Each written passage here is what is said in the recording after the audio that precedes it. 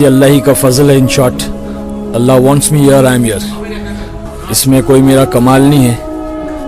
یہ تو میں سمجھتا ہوں کہ اللہ کا خصوصی کرم ہوا میرے اوپر، جو اللہ نے مجھے اس زندگی سے، اس دنیا سے، اس گندگی سے، اس ناپاکی سے، یا کہے کہ اس دلدل سے اللہ نے اپنی رحمت کی رسی ڈال کر کے نکالا. کہ ہماری پہلی فلم پھول اور کانٹے بہت زیادہ سپر ہٹ ہوئی تھی، اور اسی وقت میں اسی سال میں مجھے نامینیٹ بھی کیا گیا تھا فلم فیئر ایوارڈ کے لیے. بتاؤ کور کے اندر گاڑی جائے گی داڑھی جائے گی. تو بہت غصہ آیا. میں نے کہا یار یہ کیا کہہ رہے ہو آپ، کور کے اندر گاڑی کیسے جائے گی؟ بھائی ایک دل سے نکلی بات، قبر کے اندر گاڑی کیسے جائے گی، قبر کے اندر داڑھی جائے گی. در حقیقت وہاں پہ ساری چیزیں موجود تھیں. 4 چیزیں جس کے پیچھے آج لوگ بھاگ رہے ہیں: عزت، دولت، شہرت اور عورت. وہ چاروں چیزیں وہاں ایک ہی رات میں جب پہلی فلم سپر ہٹ ہوئی تو ہمیں ساری چیزیں مل گئی تھی. لیکن جو اصل چیز تھی وہ دل کا سکون تھا، جس کی کمی تھی. کہ اللہ تعالیٰ جسے ہدایت دینا چاہے اس کو دنیا کی کسی گندگی سے، جہاں وہ رہتے ہیں، جو دنیا اللہ کے نزدیک گندگی ہوتی ہے، گناہ، ایسی جگہ، وہاں سے نکال کر ہدایت کی چوٹیوں پر پہنچا سکتے ہیں. ورنہ بہت سارے لوگوں کے لیے انبیاء نے بھی کوششیں کی کہ ان کو ہدایت ملے، لیکن اللہ کا نظام ایسا رہا کہ وہ ہدایت سے محروم رہے. تو کچھ لوگوں کو ہدایت کا ذہن میں بھی نہیں ہوتا اور اللہ تعالیٰ ان کو ہدایت سے نواز دیتے ہیں. تو آج جو میرے سامنے شخصیت بیٹھی ہیں، آپ ان سے واقف ہوں گے. خاص کر نئی جنریشن تو شاید نہ جانتی ہو. جو 90s میں بالی ووڈ کا شوق رکھتے تھے، وہ راکی نام کے ایک شخص کو، ایک کریکٹر کو جانتے تھے کہ جن کا رول اس میں ولن کا رہا تھا، اور اس کے بعد بھی انہوں نے بہت سارے فلموں میں کام کیا. تو وہ اصل میں مسلمان ہی تھے، لیکن چونکہ ہر ایک کا شوق ہوتا ہے دنیاوی اعتبار سے ہم آگے جائے، ہم دنیاوی اعتبار سے ہمارا نام ہو، ہماری فیم ہو، ہماری شہرت ہو. اور شوبز تو ایک ایسی دنیا ہے جہاں شہرت سستی میں مل جاتی ہے. ہر ایک نام لینا چاہتا ہے ان کا، اور ہر ایک کے وہ فیوریٹ رہتے ہیں، ان کے فین فالوئنگ رہتی ہے. تو اسی دنیا میں ایک نام تھا راکی، اور وہ کریکٹر بہت چلا تھا ان دنوں. تو 90s کی دنیا میں جو اس وقت وہ دیکھتے تھے تو وہ تو سب ان کے پیچھے رہتے تھے، ان کا سٹائل کاپی کرنا اور ان کی باتوں کا سٹائل کاپی کرنا. وہ راکی کا ایک نام تھا. تو وہ ہمارے سامنے موجود ہیں. وہ دراصل مسلمان فیملی سے بلونگ کرتے ہیں، اور ان کا نام ہے عارف خان صاحب. تو سب سے پہلے تو میں ان کا خیر مقدم کرتا ہوں، ویلکم کرتا ہوں کہ یہ ہماری دعوت پہ ہمارے یہاں تشریف لائے، ماڈرن سویٹس پہ آئے، ماڈرن ریسٹورنٹ کو دیکھنے آئے. تو سب سے پہلے تو ان کا میں خیر مقدم کرتا ہوں کہ تشریف لائے، اور ان کا تہہ دل سے شکریہ بھی کرتا ہوں.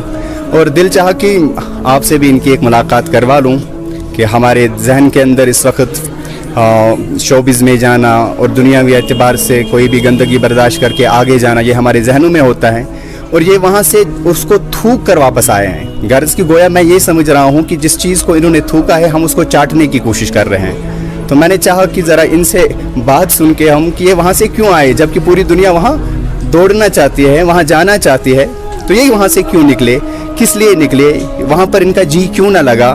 اور مولوی جیسی شکل، یہ تو مولویوں کی شکل نہیں ہے، یہ تو محمد الرسول اللہ صلی اللہ علیہ وسلم کی شکل مبارک اس طرح ہوا کرتی تھی. تو اب ہم نے یہ مولویوں کے لیے خاص کر دی ہے. تو یہ شکل اختیار کرنے پہ کیا کسی نے مجبور کیا کہ کچھ اور تھا، کہ فلمی دنیا میں، بالی ووڈ کی دنیا میں ان کا جی نہیں لگا. تو ہم تو یہ خود نہیں بتا سکتے اس کی اصل حقیقت اور اس کی وجہ کیا ہے، ہمیں عارف خان صاحب ہی بتا سکتے ہیں. تو ہم عارف صاحب سے یہ ضرور پوچھنا چاہیں گے کہ آپ تھوڑی سی ہمیں اپنی کارگزاری بتائیے. فلمی دنیا میں رہے تو وہاں کیسے حالات رہے، اور اب وہاں سے نکلنے کے بعد کیسے حالات آئے، تبدیل ہونے کا آپ کا کیا نظام رہا، کیوں رہا، اور آج آپ اس دنیا سے نکل کر اتنے سال ہو گئے، کیا کبھی دل میں خیال آیا کہ میں واپس جاتا؟ تو میں عارف صاحب سے گزارش کرتا ہوں کہ ہمیں اپنی کارگزاری سے مستفید فرمائے تاکہ ہمارے ایمان میں بھی تازگی ہو اور ہم بھی سمجھے کہ کون سی دنیا اچھی ہے. محترم عارف صاحب. السلام علیکم ورحمۃ اللہ وبرکاتہ. نحمد و نصلی علی رسولہ الکریم، اما بعد، فاعوذ باللہ من الشیطان الرجیم، بسم اللہ الرحمن الرحیم. ومن احسن قولا ممن دعا الی اللہ وعمل صالحا وقال اننی من المسلمین. صدق اللہ العظیم. محترم دوستو اور محترم خواتین، اللہ جل جلالہ و من والہ کا یہ فضل ہے، احسان ہے، اس کا کرم ہے کہ اللہ نے مجھے ہدایت دی اور میری زندگی کے رخ کو بدلا۔ ہمارے بھائی عابد صاحب نے بہت زیادہ تعریف کر دی، اصل میں اس تعریف کے مستحق تو ہے ہی نہیں، در حقیقت بس یہ اللہ ہی کا فضل ہے۔ In short Allah wants me here I am here, اس میں کوئی میرا کمال نہیں ہے، یہ تو میں سمجھتا ہوں کہ اللہ کا خصوصی کرم ہوا میرے اوپر، جو اللہ نے مجھے اس زندگی سے، اس دنیا سے، اس گندگی سے، اس ناپاکی سے، یا کہے کہ اس دلدل سے اللہ نے اپنی رحمت کی رسی ڈال کر کے نکالا، ورنہ ہماری کیا بساط اور طاقت ہے کہ ہم اس چکماتی ہوئی دنیا سے اور چکا چوند دنیا جہاں پہ عزت، دولت، شہرت ہر چیز میسر ہو جاتی ہے، اور کیونکہ ہماری پہلی فلم پھول اور کانٹے بہت زیادہ سپر ہٹ ہوئی تھی، اور اسی وقت میں اسی سال میں مجھے نامینیٹ بھی کیا گیا تھا فلم فیئر ایوارڈ کے لیے best villain of the year. تو یہ اور بات ہے کہ انہوں نے مجھے ولن کا رول دیا، ورنہ تو اس وقت آڈینس کا یہ کہنا تھا کہ اجے دیوگن کو ولن ہونا چاہیے تھا اور مجھے ہیرو ہونا چاہیے تھا، لیکن خیر شکل میں بھی ماشاءاللہ خوبصورت۔ استغفر اللہ، یہ الحمدللہ میں ہو سکتا ہے کہ اس وقت میں اگر میں ہیرو ہوتا تو شاید میں وہاں سے نکلنا بہت مشکل ہو جاتا، تو اللہ تعالیٰ مجھے وہاں بس بھیج کر کے اپنے دین کا کام لینا چاہتا تھا، تو اللہ نے لے لیا، بس اللہ لے رہا ہے۔ آج ہم کشمیر میں جو آئے ہوئے، یہ میرا پہلا سفر ہے، ماشاءاللہ بہت خوبصورت، بہت حسین ہے یہ کشمیر، جو ہم سنتے تھے کہ جنت کا جو ہے نمونہ ہے، بے شک اپنی آنکھوں سے ہم نے دیکھا یہاں کی خوبصورتی اور یہاں کے لوگ اور یہاں کی محبت، اللہ اکبر، بہت دل لگ گیا یہاں پہ۔ تو ہم اللہ کے راستے میں آئے ہوئے ہیں، ہماری باقاعدہ جماعت ہے یہاں پہ، اور اللہ خوب کام لے رہا ہے۔ بہرحال ہمارے عابد صاحب کا یہ کہنا تھا کہ ہم وہاں سے کیسے نکلے، تو اصل میں وائس بریک ہوئی ہے۔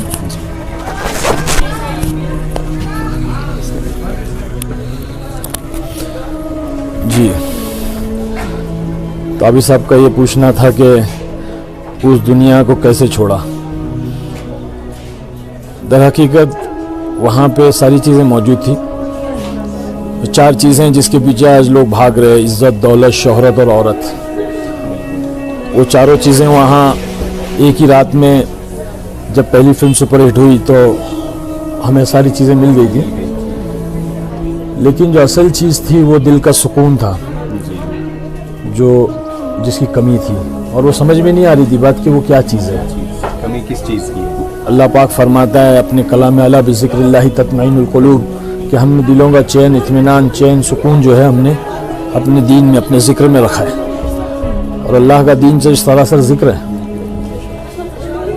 تو بہت بے چین تھے، دل کے اندر بہت ساری گندگیاں بھری ہوئی تھی، لالچ کی، جلن کی، حسد کی، کہ بھئی یہ رول مجھے مل جائے، وہ اس فلم کے اندر یہ کردار میں کروں، اور اس طرح سے جو ہے یہ بینر میں مجھے مل جائے، وہ کیوں کر رہا ہے۔ تو یہ ساری چیزیں جو ہے دل کے اندر بھری ہوئی تھی، تو اس طرح سے جو ہے بے چینی تھی، سکون نہیں تھا، نیند نہیں تھی۔ اس زمانے میں تو نشہ وغیرہ، یہ شراب، یہ ساری چیزیں عام ہوتی تھیں، اپنے گناہوں کو بتلانا نہیں، لیکن وہ تو عام ہے، وہاں لڑکیاں کرتی ہیں، تو وہ اس حال میں جو ہے ہم رہتے تھے۔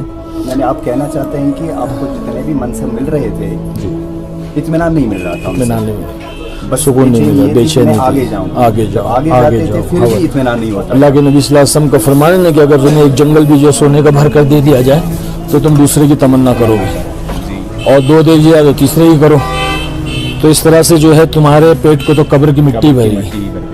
تو انسان کو اس دنیا کے اندر کسی بھی چیز میں اطمینان نہیں ہوگا، اطمینان کی جگہ جو آخرت ہے، جنت ہے۔ تو ہر ایک مسلمانوں کو میں یہ بھائیوں کو، بہنوں کو یہ پیغام پہنچانا چاہتا ہوں کہ بھئی دنیا اللہ تعالیٰ نے ہمارے لیے نہیں بنائی ہے، بلکہ اللہ نے کہا ہے کہ یہ ایمان والوں کے لیے یہ ایک امتحان گاہ ہے، یہ ایگزامینیشن ہال ہے، یہاں ہم سب اپنا امتحان دینے کے لیے آئے ہیں۔ تو ہمیں یہاں پر جو ہے اللہ کے حکموں کے ساتھ اور حضرت محمد صلی اللہ علیہ وسلم کے پاکیزہ طریقوں کے ساتھ زندگی گزارنا ہے، چاہے وہ مرد ہو یا عورت ہو۔ دنیا کی چیزیں تو سب مل جاتی ہیں، اللہ کے حکموں کو توڑنے پر, نبی کے طریقے کو چھوڑنے پر دنیا کی چیزیں تو مل جاتی ہے, لیکن جو ہے وہ کامیابی نہیں کی جاتی, اس کو کامیابی کی دلیل نہیں ہے. اگر دنیا کی چیزوں کا مل جانا, مال و متاع کا مل جانا, عہدوں کا مل جانا, دولت کا مل جانا, شہرت کا مل جانا, یہ اگر کامیابی کی دلیل ہوتا تو اللہ پاک جو ہے اپنے صحابہ کو دیتا, لیکن اللہ نے تو اپنے دشمنوں کو دیا. تو میرا یہ پیغام میں دینا چاہتا ہوں کہ جو ہے ہم دین کو اپنی زندگی میں لائیں.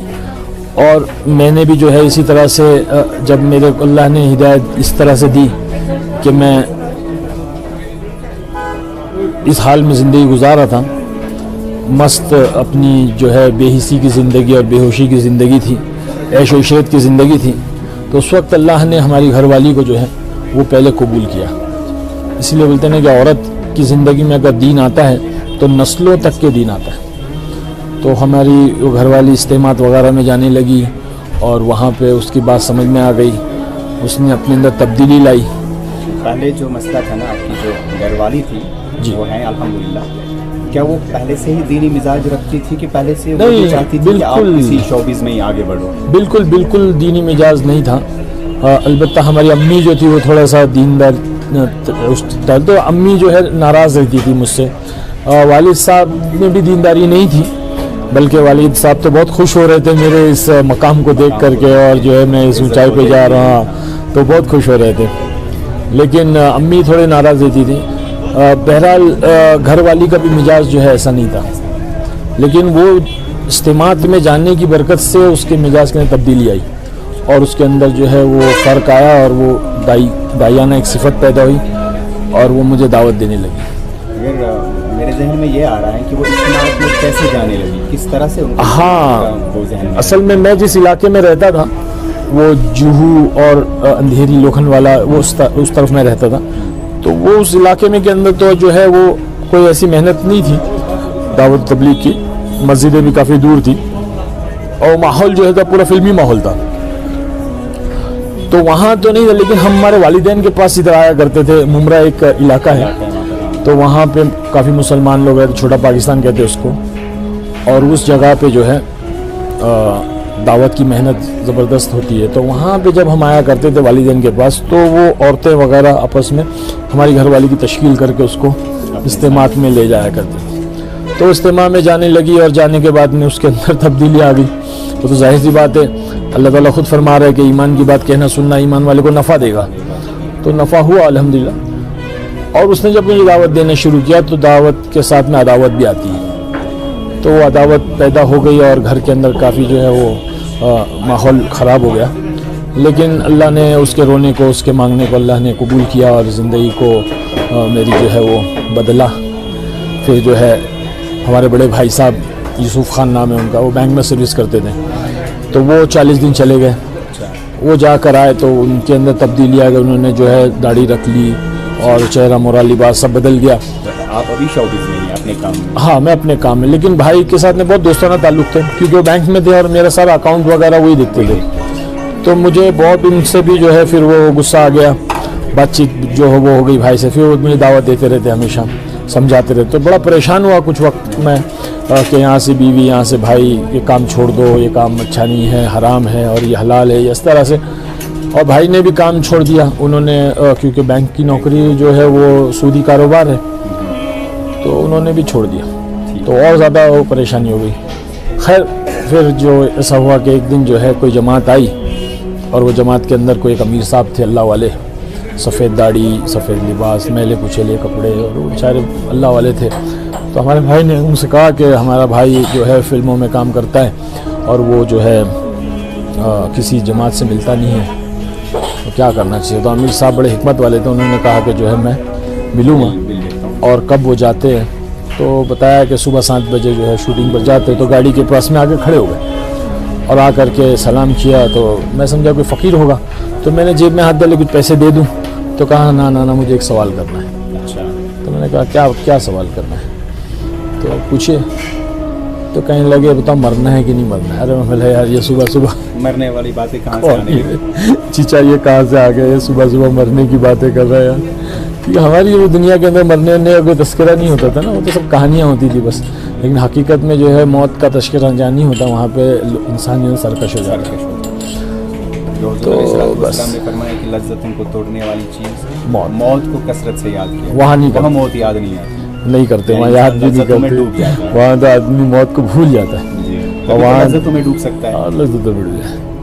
تو بڑا غصہ آیا, میں نے کہا ہاں بیگ, میں نے بولا ہاں پہلے آپ کو مرنا بعد میں مجھے مرنا. اچھا, آپ مجھ سے خدائی الفاظ کہ پہلے آپ, مجھے معلوم ہے جیسے اس کو مرنا ہے کہ مجھے, مطلب پہلے آپ کو مرنا پھر مجھے مرنا.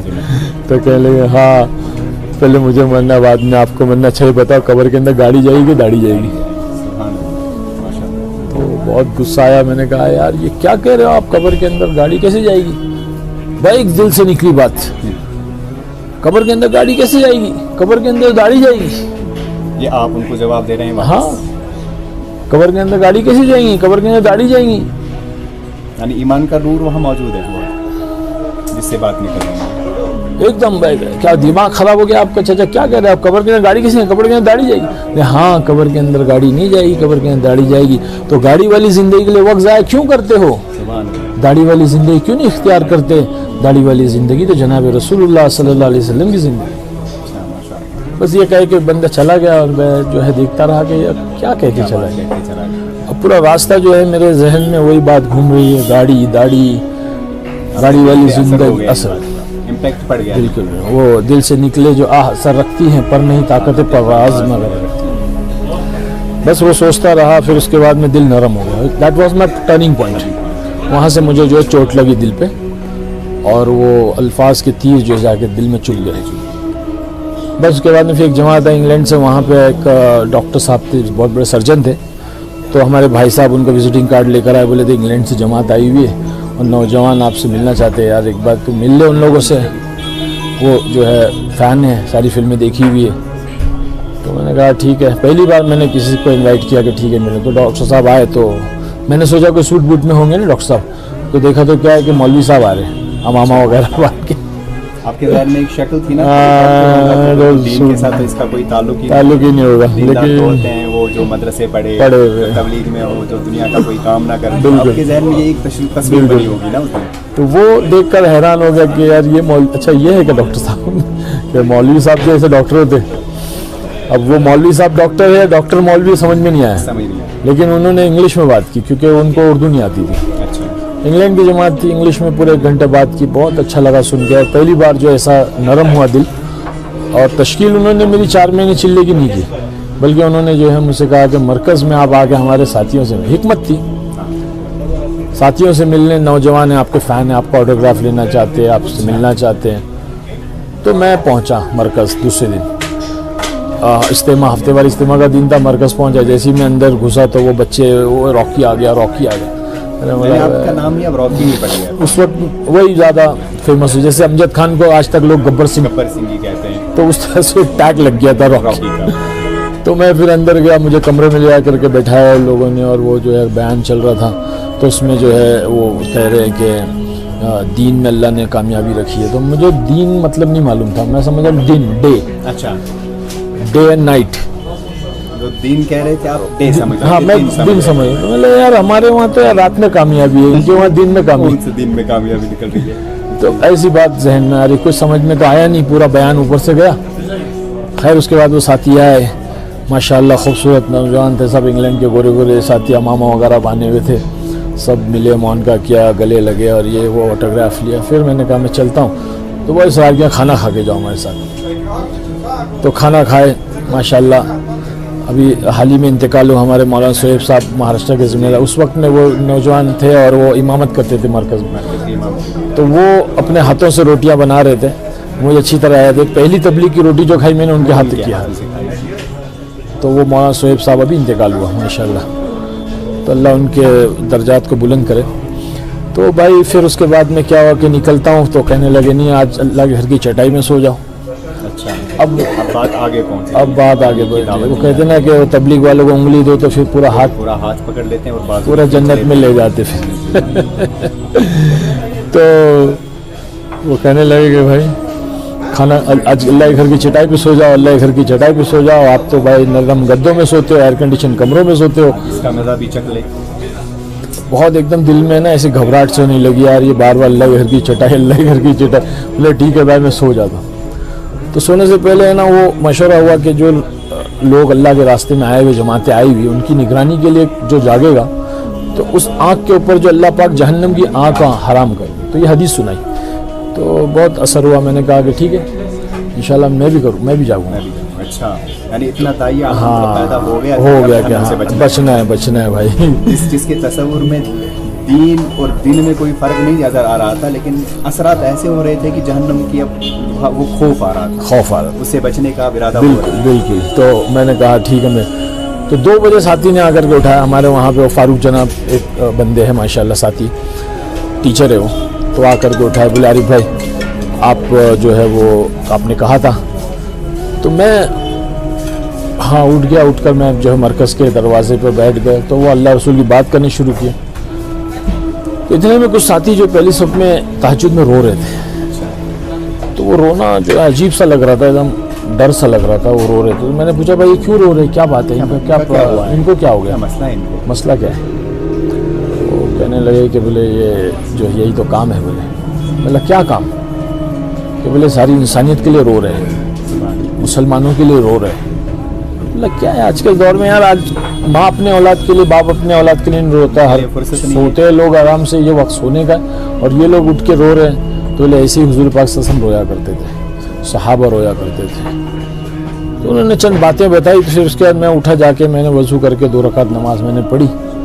اور پڑھ کے جو ہے میں نے اللہ سے دعا کی، اللہ اگر یہ سچے، اللہ میں تو گنہگار ہوں، یہ تو پکی بات ہے، وہ تو میں جانتا ہی ہوں. مطلب اقرار کر رہا ہوں، اپنا اقراری مجرم اقرار کروں گا. اللہ میں تو جانتے ہوں کہ میں گنہگار ہوں. کیونکہ بہت برا حال ہو گیا تھا، نماز نہیں، کچھ نہیں، جمعہ نہیں، رمضان آتا تو پتہ نہیں چلتا تھا. تو اللہ میں تو گنہگار ہوں، تو لیکن یہ بتا اگر یہ سچے ہیں اور ان کا کام سچا ہے اور ان کا رونا سچا ہے تو اللہ تو مجھے ہدایت اور ان کے ساتھ جوڑ.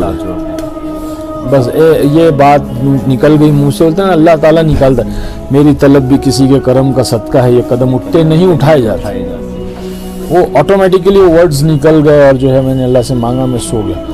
تو جب میں سویا ہوں عابد بھائی، وہ جو فجر کی اذان میں آنکھ کھلی ہے تو ایسا لگا جیسے کہ بھائی میں کہاں آ گیا، مکہ مدینہ میں آ گیا. اور وہ بندہ غفار، عبد الغفار ایک بندہ بچہ بہت اچھی اذان دیتا، بالکل مکہ کی مدینہ کی اذان کی کاپی کرتا تھا وہ. تو ایسے جو ہے ایک دم روح کھل گئی. اور جو سکون جو میں نے کہا اپنی بات میں نے شروعات کی کہ سکون زندگی میں نہیں تھا، اللہ نے اس چٹائی کے اوپر جو نیند عطا فرمائی، یوں کہیں کہ وہ نیند نے زندگی کو بدل دیا. اور بس پھر اس کے بعد میں فجر کی نماز پڑھی. نماز پڑھنے کے بعد میں 3 دن کا ارادہ، بیان کے بعد میں 3 دن کا ارادہ کیا.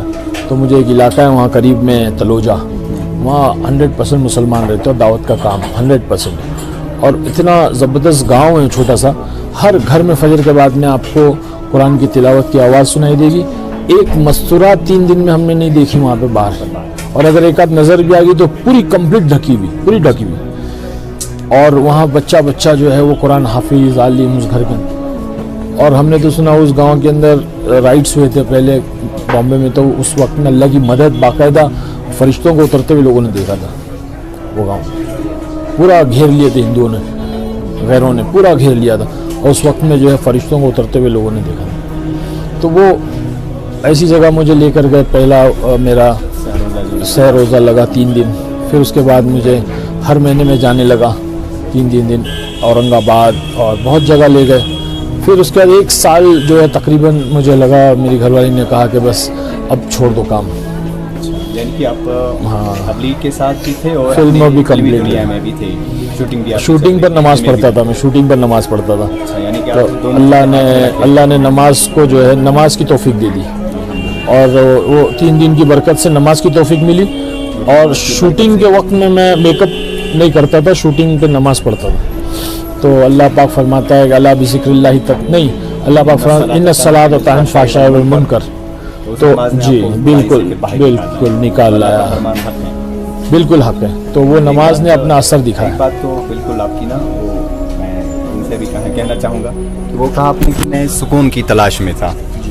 تو آپ تو اس دنیا میں تھے جہاں آج ہم سمجھتے ہیں کہ سکون وہاں ہے. ہمارا ذہن تو یہ ہے نا کہ وہاں جائیں گے شہرت ملے گی, پیسے ملیں گے, سب ملے گا تو ہمیں سکون ملے گا.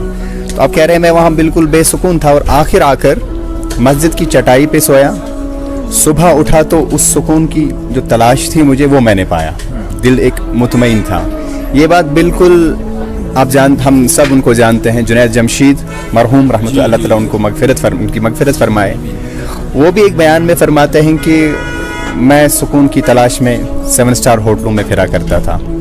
آخر جب تبلیغ میں نکلا 3 دن کے لیے تو وہاں چٹائی پہ سونا پڑا. 7 اسٹار ہوٹلوں میں مجھے وہ سکون نہیں ملا جو مجھے اس چٹائی پہ ملا. تو یہ آپ دونوں کی بات جو مل رہی ہے, چونکہ آپ ایک ہی دنیا کے لوگ ہو, آپ دونوں, ایک نام تھا آپ کا, عزت تھی, پیسے تھے, لیکن آپ دونوں کی یہ بات مل رہی ہے. گو آپ ہمیں یہ کہنا چاہتے ہیں کہ وہاں نہ جاؤ, یہاں آؤ اگر تمہیں دل کا اطمینان چاہیے.